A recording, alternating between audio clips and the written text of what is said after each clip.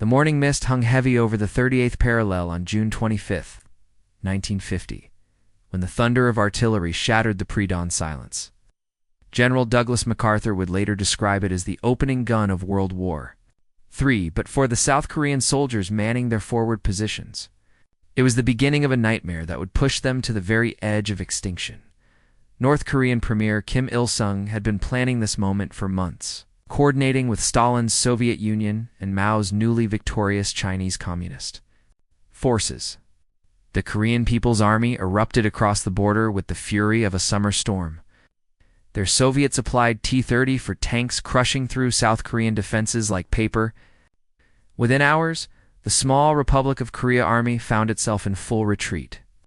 Their American advisors scrambling to comprehend the scale of the invasion, President Harry Truman received the news in Independence, Missouri, where he was visiting family. The telegram from Secretary of State Dean Acheson was brief but chilling. North Korea has launched a full-scale invasion of South Korea. Within 24 hours, Truman had committed American forces to the defense of the South, declaring that the attack upon Korea makes it plain beyond all doubt that communism has passed beyond the use of subversion to conquer independent nations, and will now use armed invasion and war. The retreat southward became a rout. Seoul, the ancient capital, fell within 3 days as panicked civilians flooded the roads alongside retreating soldiers. General William Dean, commanding the 24th Infantry Division, described the chaos in his memoirs. It was like trying to stop a dam burst with sandbags. Every time we established a defensive line, it crumbled within hours. By late July, the North Korean advance had consumed nearly the entire peninsula. Cities that had stood for centuries were reduced to rubble, and millions of refugees streamed south, carrying their possessions on their backs. The world watched in horror as the first major conflict of the Cold War threatened to engulf the Korean peninsula entirely. Lieutenant General Walton Walker, commanding the 8th Army, found himself faced with an impossible task.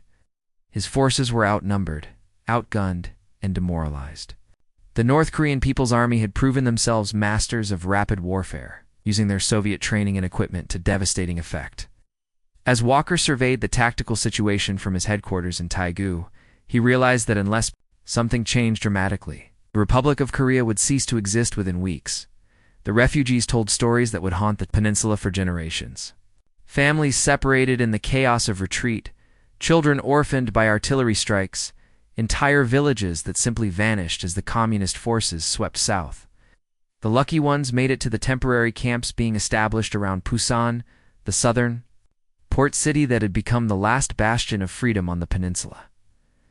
As August approached, Walker made a fateful decision that would define the entire course of the war. Drawing his finger across a map of the southeastern tip of Korea, he established what would become known as the Pusan Perimeter, final defensive line that would either save the Republic of Korea or become its tomb. The Pusan Perimeter was born of desperation and drawn in the blood of retreat. Lieutenant General Walker's line stretched from the Korea Strait in the south to the mountains of North Junsong Province, encompassing roughly 10,000 square miles of South Korea's remaining territory. It was here, in this shrinking rectangle of freedom, democracy would make its last stand on the Korean peninsula. Walker issued his famous Standard Die Order on July 29, 1950. There will be no more retreating, withdrawal, or readjustment of the lines, or any other term you choose. There is no line behind us to which we can retreat. This is not going to be a Dunkirk or a Bataan. A retreat to Pusan would result in one of the greatest butcheries in history. We must fight until the end. The perimeter itself was an insolitary planner's nightmare.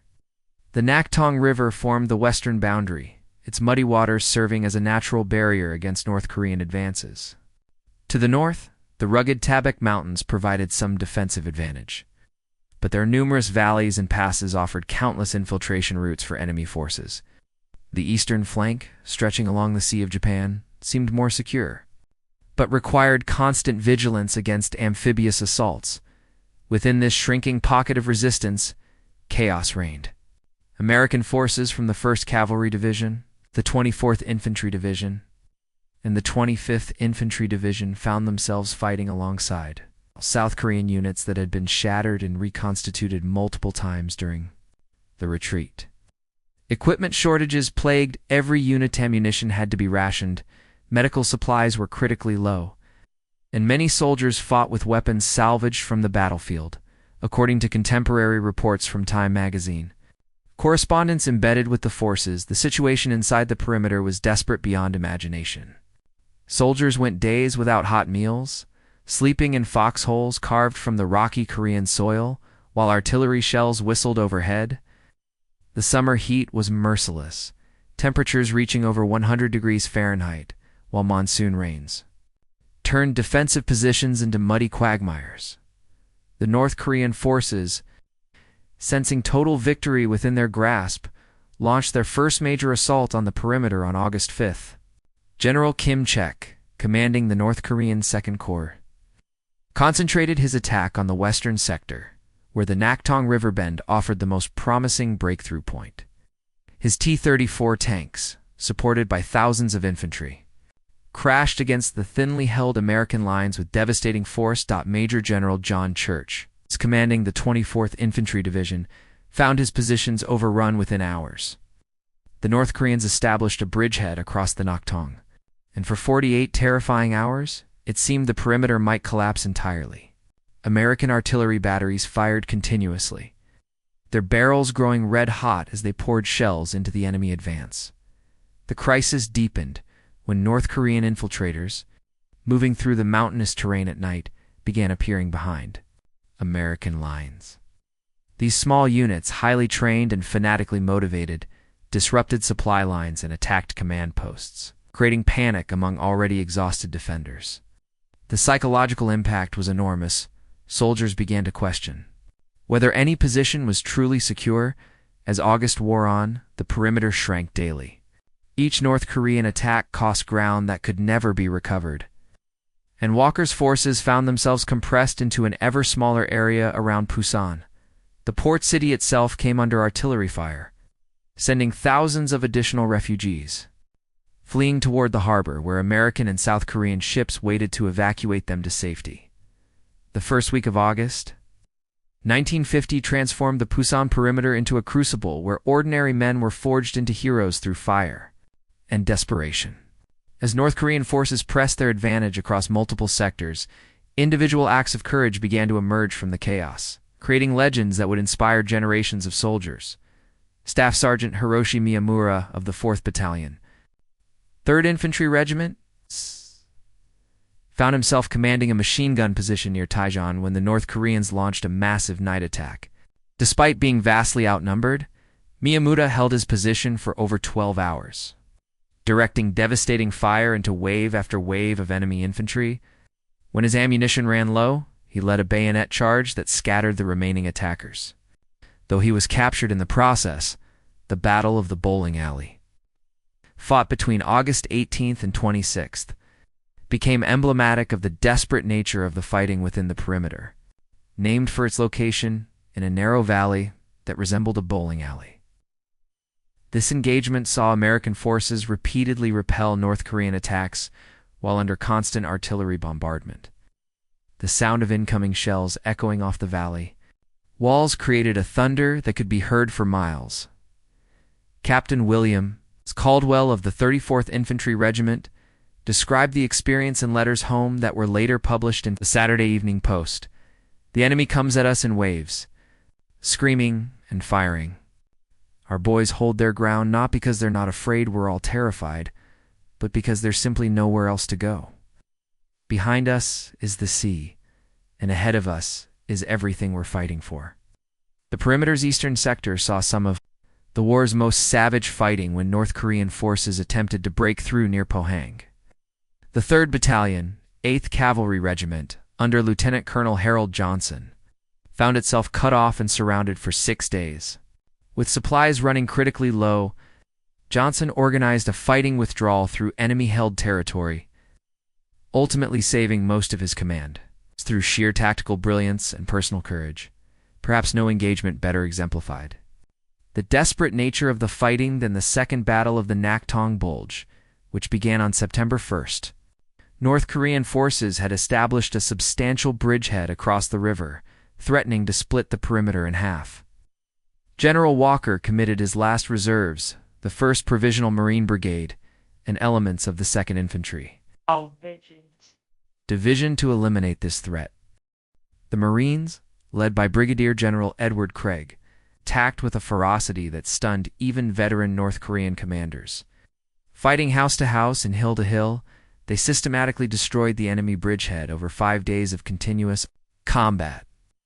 Private First Class Joseph Vittori distinguished himself during this battle, single-handedly holding a critical observation post against multiple enemy attacks until he was killed by a direct mortar hit. The psychological strain on defenders was immense. Many soldiers had been fighting continuously for over 2 months, with little rest and constant exposure to enemy fire. Battle fatigue. Cases multiplied, and medical personnel struggled to distinguish between physical wounds and mental exhaustion. Chaplains worked tirelessly, moving from foxhole to foxhole, providing comfort and maintaining morale among troops who had seen too much death. Despite these individual acts of heroism, the strategic situation continued to deteriorate. By early September, the perimeter had contracted to its minimum sustainable size. Walker's forces controlled less than 8,000 square miles, with some positions so close to the sea that soldiers could smell salt spray between artillery. Barrages. Intelligence reports indicated that the North Koreans were massing for one final, overwhelming assault that would drive the defenders into the ocean. Yet within this seemingly hopeless situation, something remarkable was happening. The constant pressure was welding American and South Korean forces into a cohesive fighting unit. Language barriers dissolved under fire. Cultural differences became irrelevant when survival depended on the soldier next to you, regardless of his nationality. September 15th, 1950. Dawned gray and overcast above the Korean peninsula. But hundreds of miles to the northwest, General Douglas MacArthur was about to unleash an operation that would transform the entire character of the war. While the defenders of the Pusan perimeter grimly prepared for what many believed would be their final battle, MacArthur's invasion fleet approached the port of Incheon with audacious precision. Operation Chromite, the amphibious assault on Incheon, represented one of the most daring military gambles in modern warfare. MacArthur had convinced skeptical Pentagon planners that a landing deep behind North Korean lines would cut their supply lines and force them to abandon their assault on the perimeter. The operation required precise timing, extraordinary courage, more than a little luck. At 0630 hours, the first wave of Marines from the 1st Marine Division stormed ashore at Green Beach, while simultaneously, the 7th Infantry Division landed at Blue Beach. The North Korean defenders, who had concentrated virtually all their forces against the Pusan perimeter, were caught completely off guard. Within hours, MacArthur's forces had secured the port and were advancing inland towards Seoul. The psychological impact of the Incheon landing rippled through the North Korean command structure like an earthquake. General Kim Il-sung, who had been confident of total victory within days, suddenly found his entire army in danger of being cut off and destroyed. Emergency orders went out to all North Korean commanders: cease offensive operations and begin immediate withdrawal northward. Inside the Pusan perimeter, the change was felt immediately. For the first time in weeks, North Korean artillery fell silent for hours at a time. Patrols reported abandoned enemy positions, and intelligence intercepts revealed growing confusion in enemy communications. Lieutenant General Walker, sensing the shift in momentum, began planning his own offensive to break out of the perimeter. The breakout began on September 16th with a massive artillery bombardment that shattered North Korean positions along the Naktong River. The 1st Cavalry Division, supported by elements of the 24th Infantry Division, crossed the river at multiple points, while Air Force fighter bombers strafed enemy retreat routes.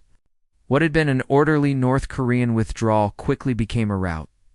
Major General Hobart Gay, commanding the 1st Cavalry Division, described the pursuit in his post-war memoirs.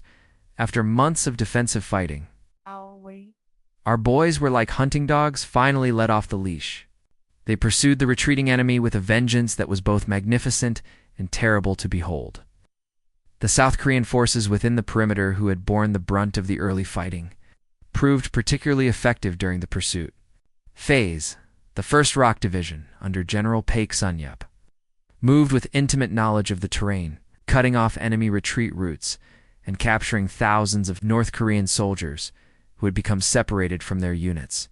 As Walker's forces pushed north from the perimeter, they began linking up with MacArthur's Incheon forces advancing south from Seoul. The 7th Cavalry Regiment achieved the historic junction near Osan on September 27th, effectively destroying the North Korean People's Army as an organized fighting force. In less than 2 weeks, the strategic situation had been completely reversed. The liberation of territory previously held by North Korean forces revealed the full extent of communist brutality during their occupation. Mass graves were discovered, containing thousands of South Korean civilians, government officials, and captured soldiers. These atrocities, documented by war correspondents and later presented to the United Nations, galvanized international support for the South Korean cause. However, even as victory seemed within grasp, new challenges emerged. Intelligence reports began filtering in about Chinese volunteers massing north of the Yalu River. General Lin Biao's 4th Field Army, veterans of the Chinese Civil War, were reportedly moving into position along the Korean border. MacArthur dismissed these warnings, confident that his success at Incheon had demonstrated American military superiority decisively. The pursuit continued into October as United Nations forces advanced toward the 38th parallel. The question now was not whether South Korea would survive, but whether the war would expand beyond the peninsula's borders. October 1950 marked a turning point not just in the Korean War, as in the broader struggle between democratic and communist ideologies that would define the latter half of the 20th century. As United Nations forces approached the 38th parallel, the world watched to see whether the momentum generated by the successful defense of the Pusan perimeter would carry through to complete victory or spark a wider conflagration. General MacArthur, emboldened by his stunning success at Incheon, pressed President Truman for authorization to cross into North Korea. The Joint Chiefs of Staff, while concerned about Chinese intervention, ultimately agreed that the opportunity to unify Korea under a democratic government was too valuable to pass up. On October 7th, the United Nations General Assembly passed Resolution 376, authorizing forces to cross the 38th parallel and pursue North Korean forces to complete destruction. The 1st Cavalry Division, which had played such a crucial role in breaking out of the Pusan perimeter, was among the first units to cross into North Korea. Their advance toward Pyongyang was swift and largely unopposed, as North Korean resistance had collapsed following the destruction of their main forces around Seoul. By October 19th, United Nations forces had captured the North Korean capital, dealing what appeared to be a death blow to Kim Il-sung's communist regime. However, the rapid advance northward began to stretch supply lines and create dangerous gaps between advancing units. Intelligence warnings about Chinese intervention grew more urgent as October progressed, but MacArthur remained confident that his air power superiority would deter any Chinese adventure. This confidence would prove tragically misplaced. The first Chinese attacks came without warning on November 1st, 1950, when elements of the Chinese People's Volunteer Army struck isolated UN positions near Unsan. The ferocity and scale of these attacks caught American commanders completely off guard.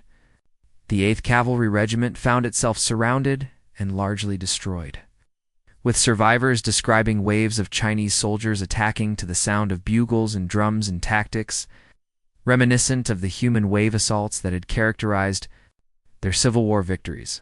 Back in the areas liberated during the breakout from the Pusan perimeter, civilian populations began the long process of rebuilding their shattered communities. The cost of the North Korean occupation had been devastating. Entire cities reduced to rubble, families torn apart, and economic infrastructure completely destroyed. Yet the determination to rebuild was remarkable, demonstrating the resilience that would become characteristic of the South Korean people. according to reconstruction reports filed by United Nations relief organizations. Over 2 million South Korean civilians had been displaced during the war's first 4 months. The task of providing food, shelter, and medical care for these refugees fell largely to American and other UN forces, who found themselves serving as administrators and aid workers in addition to their military duties. The heroism displayed during the defense of the Pusan perimeter began to be recognized through formal decorations and awards.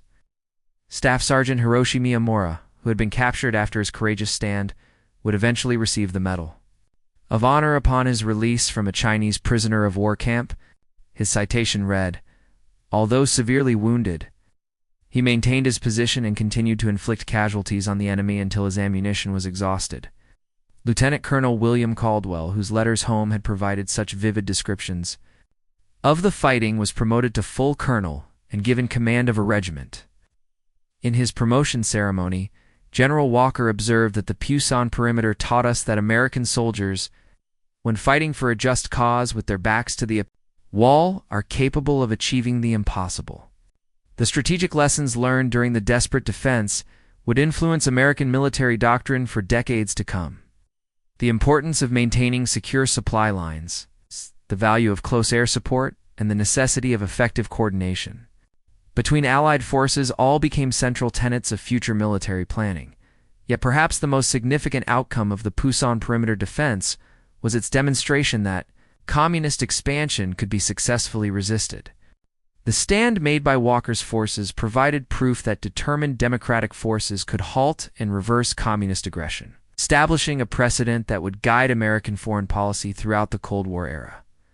The Chinese intervention in November 1950 would transform the Korean War from a seemingly concluded victory into a prolonged stalemate that would last another 2.5 years. Yet the significance of the Pusan perimeter defense extended far beyond the immediate tactical situation, establishing principles and precedents that would echo through decades of Cold War confrontation. General Matthew Ridgway, who replaced the dismissed MacArthur in April 1951, understood that the lessons learned during those desperate summer months of 1950 had created a new template for limited warfare. Unlike World War II, where total victory was the objective, the Korean conflict demonstrated how democratic nations could resist communist expansion without triggering global nuclear war. The psychological impact of the successful defense resonated throughout the emerging NATO alliance. European leaders, who had watched nervously as communist forces swept across most of the Korean peninsula, gained confidence that American military power could effectively counter Soviet expansion. The Brussels Treaty was strengthened, and plans for the European defense community gained new momentum as a direct result of the Korean precedent. Within South Korea itself, the survivors of the Pusan perimeter became the foundation of a new national identity. President Syngman Rhee, who had fled to Pusan during the darkest days of the war, established a memorial to commemorate the sacrifice of all United Nations forces who had defended the perimeter. The inscription, written in Korean, English, and the languages of all participating nations, declared, "Here, freedom made its stand when all seemed lost." The military careers of many officers were defined by their performance during the perimeter defense. General Walker, who had issued the famous Stand or Die order, was tragically killed in a jeep accident in December 1950. But his tactical innovations became standard doctrine in military schools worldwide. The concept of defense in depth, flexible response to enemy attacks, and the integration of air and ground forces all traced their development to the desperate fighting around Pusan. International support for South Korea, which had been tentative before the invasion, solidified into lasting alliances during the perimeter defense. The sight of Turkish, British, Australian, Thai, and Filipino forces fighting alongside Americans and South Koreans created bonds that would endure long after the armistice was signed. The United Nations command structure, first tested under combat conditions during the Pusan fighting, became a model for future multinational military operations. The economic implications of the successful defense were equally profound. South Korea, which had been one of the world's poorest nations before the war, began receiving substantial American aid for reconstruction. The industrial base that would eventually transform South Korea into an economic powerhouse traced its origins to the rebuilding efforts that began immediately after the breakout from the Pusan perimeter. Factories built with American assistance during the 1950s laid the groundwork for the miracle on the Han River that would follow in subsequent decades. Veterans of the Pusan perimeter defense carried their experiences into civilian life, where they became leaders in business, education, and government.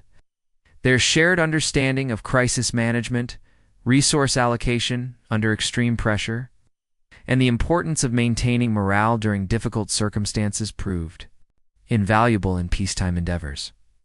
Many credited their success in later life to lessons learned during those terrible summer months when democracy's survival hung in the balance. The strategic intelligence failures that had allowed North Korea to achieve such initial success lead to comprehensive reforms in American intelligence gathering and analysis.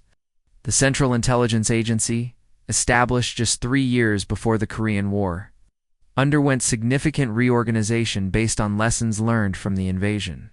These improvements would prove crucial during subsequent Cold War crises, from the Berlin blockade to the Cuban Missile Crisis. Perhaps most significantly, the successful defense of the Pusan perimeter established the principle that limited wars could achieve meaningful political objectives without escalating to nuclear conflict. This doctrine of flexible response became central to American military strategy throughout the Cold War, influencing everything from the Berlin crisis to the Vietnam conflict 74 years after the last shots were fired in defense of the Pusan perimeter. The impact of those desperate months continues to resonate through the corridors of military academies, diplomatic chancelleries, and the collective memory of free nations worldwide. What began as a seemingly hopeless last stand evolved into one of the most significant military and political victories of the 20th century, demonstrating that democratic resolve could triumph over totalitarian aggression when backed by courage, sacrifice, and unwavering commitment to freedom. The Republic of Korea, that emerged from the ashes of the Pusan perimeter defense, bears little resemblance to the impoverished, war-torn nation that had teetered on the edge of extinction in August 1950. Today's South Korea, with its vibrant democracy, technological innovation, and cultural influence spanning the globe, stands as perhaps the most tangible testament to the importance of that desperate stand 74 years ago. Every Samsung smartphone, every Hyundai automobile, and every K-pop song that captures global imagination traces its existence back to the decision made by Lieutenant General Walker and his multinational force to hold the line at all costs. The military lessons learned during the Pusan perimeter defense have been studied and applied in conflicts around the world. The integration of air and ground forces, the importance of maintaining morale during extended defensive operations, and the value of international coalition warfare all became standard elements of military doctrine.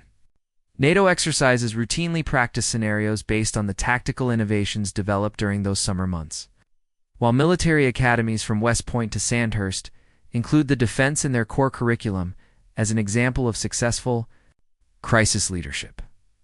Recent declassified documents from Chinese archives, made available through historical research programs, have revealed just how close the North Korean forces came to achieving total victory. General Peng Dehuai, who later commanded Chinese forces in Korea, wrote in his memoirs that Chinese leadership considered the war essentially won by early August 1950. The successful defense of the perimeter, he acknowledged, changed the entire strategic calculation and forced us to commit hundreds of thousands of troops to prevent communist defeat. The human cost of the defense cannot be forgotten in discussions of its strategic importance. Over 34,000 United Nations personnel were killed or wounded during the fighting around the perimeter, including nearly 15,000 American casualties. The South Korean military losses were even higher, with entire divisions effectively destroyed and rebuilt multiple times during the campaign. These sacrifices were not made in vain. They purchased the freedom that allowed South Korea to flourish and provided the foundation for successful resistance to communist expansion throughout the Cold War. Modern South Korea honors its liberators through numerous memorials and educational programs. The Pusan Perimeter Memorial Museum, opened in 2005, contains detailed accounts of every major engagement fought during the defense, along with personal artifacts donated by veterans and their families.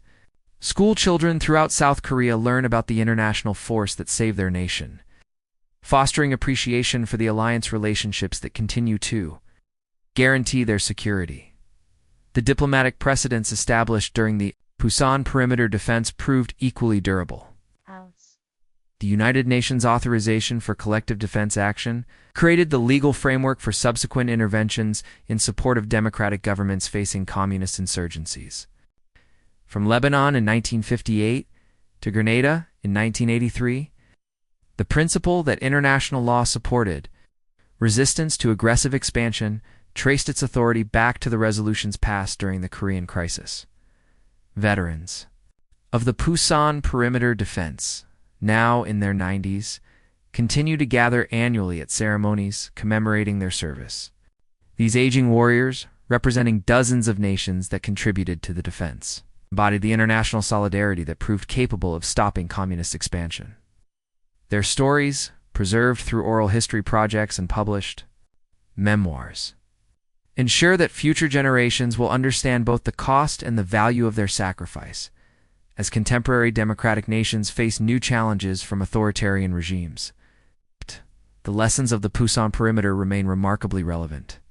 The importance of maintaining strong alliances, the necessity of decisive leadership during crises, and the power of democratic values to inspire extraordinary courage in ordinary people all continue to guide free nations in their ongoing struggle against tyranny. The Battle of the Pusan perimeter was more than a military victory. It was proof that freedom, when courageously defended, cannot be permanently suppressed. In those crucial months of 1950, a small perimeter in southeastern Korea became the foundation upon which the entire post-war democratic order was built, ensuring that the light of liberty would continue to shine in the darkest hours of human conflict.